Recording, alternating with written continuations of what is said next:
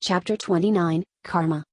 As the ring slipped onto the finger, a small light appeared and the azure dragon figurine appeared from within and Deng Wu placed it on the table between the two. When I turned 10 years old I was allowed to pick up a smaller treasure from within the family treasury as a reward for being accepted into the Royal Academy. Deng Wu said with a sigh.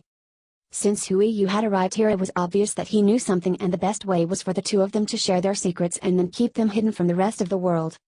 Another reason as to why Deng Wu decided to explain his history with the figurine was because he knew nothing about this figurine, but when he had touched Hui Yu back at Ryuo City, Deng Wu got the feeling that the azure dragon figurine had been terrified by the beast currently imprisoned within Hui Yu's body.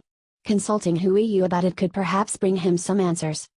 My father was thrilled when I took this item since everyone considered it a useless piece, only worth using as a decoration.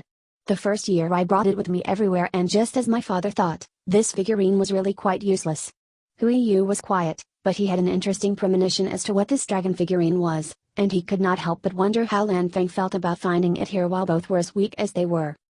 One day when I returned home, someone came and stole my storage stone where my figurine was in and I spent 3 days fighting to get it back. I know it was not useful but I still fell in love with its beauty. Deng Wu shook his head ruefully and Hui Yu could only muster a wry smile. He, if any, understood how it was to fall for an item the second one's eyes locked onto it. Unfortunately, the one Hui Yu had found ended up killing him within the hour. Deng Wu saw the wry smile on Hui Yu's face and he got the impression that Hui Yu knew exactly what sort of emotions he felt. When I finally got it back, the figurine started speaking with me, Deng Wu said, at this point rather quickly and a little embarrassed. Deng Wu understood perfectly well how insane it sounded. The figurine has a lot of effects. It has given me a cultivation technique that is much stronger than anything I had seen before. It is capable of masking my own cultivation base but also look through any disguise of someone weaker than him. He instantly recognized the aura of a divine beast on you, but I never would have thought that it was someone he knew. Deng Wu went past the abilities the azure dragon figurine had, and this time he hid nothing from Hui Yu. A cultivation technique is not enough to get such a high rank in your cultivation base in 5 years, Hui Yu pointed out with a smile, and Deng Wu in turn gave an embarrassed smile.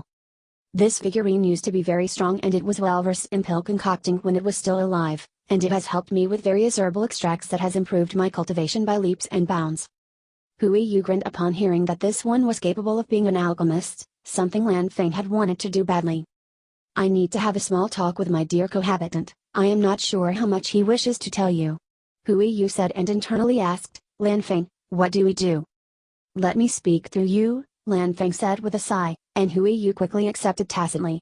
He wandered inwards and materialized a mental projection and headed down to the Danshan cave where the feathered blue boy started to get transparent before he turned into ball of light which exploded into thousands of strands that went through the meridians and eventually overtook the body.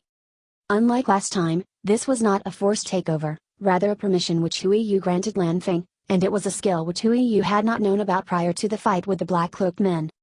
Listen up, boy, the celestial voice sounded from Hui Yu's mouth, causing Deng Wu to get startled and the figurine on the table to rumble loudly. Have you been told about the history of our world?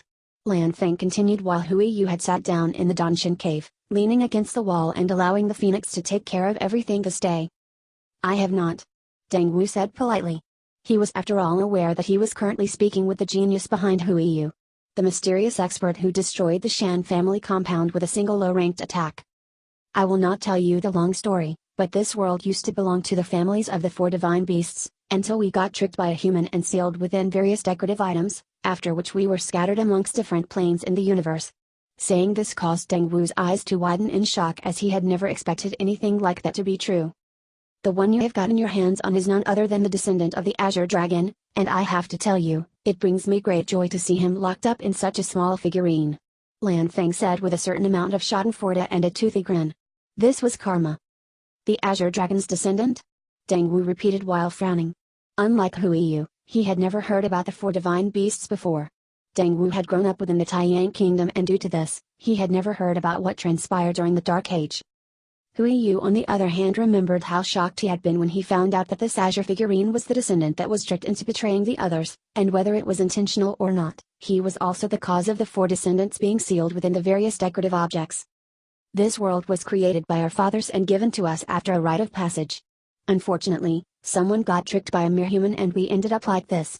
Lan Feng reached an octave higher for a split second and snorted, That useless son is in your figurine and he ought to stay there to think about his misgivings. Shut up, you damn bird. A voice roared from the azure figurine. You would have been tricked as well, and unlike you I am still sealed. So what? Lan Feng retorted, you caused us to be sealed, is it not fair that you are the last to be unsealed? You aren't too lucky either, the figurine mocked back, I see you got free from the hairpin but instead you are locked up as some stupid servant to a brainless kid. Oh yeah? At least I managed to form a soul contract. Lan Feng said, before his expression went from proud to annoyed, I should not have said that. I should definitely not have said that. While Lan Feng had gotten annoyed for saying something unintended, the figurine was completely quiet. This was most likely due to the shock of hearing that anyone was willing to establish a soul contract with a divine beast. Deng Wu was staring blindly at the figurine and at the possessed Huiyu. The conversation was really impossible for him to follow. So I take it that the two of you are old friends? He said calmly, while looking at the two, causing both to be slightly embarrassed. Ahem, Lan Feng cleared his throat.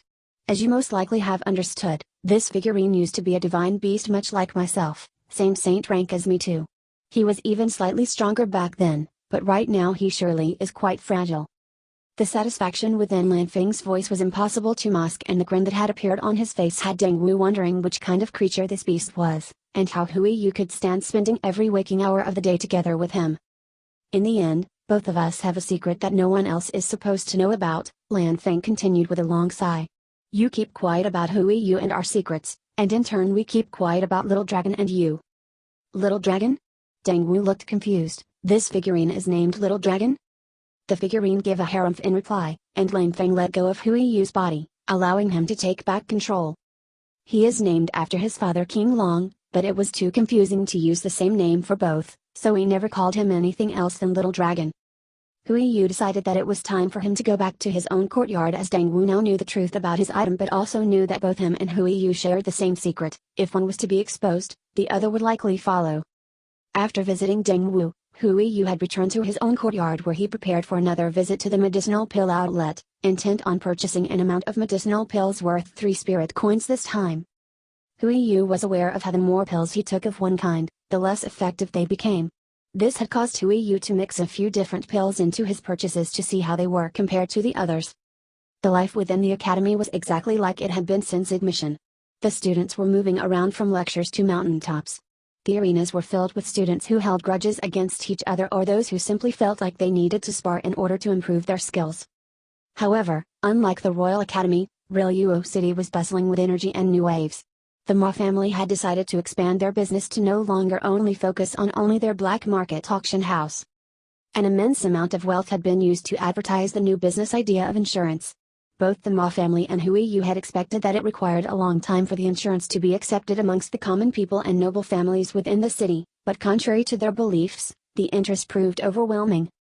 The insurance covering the houses was mainly bought by the noble families that had seen firsthand how the Shan family lost everything. The life insurance, on the other hand, was incredibly popular amongst the various guards, soldiers and especially mercenaries.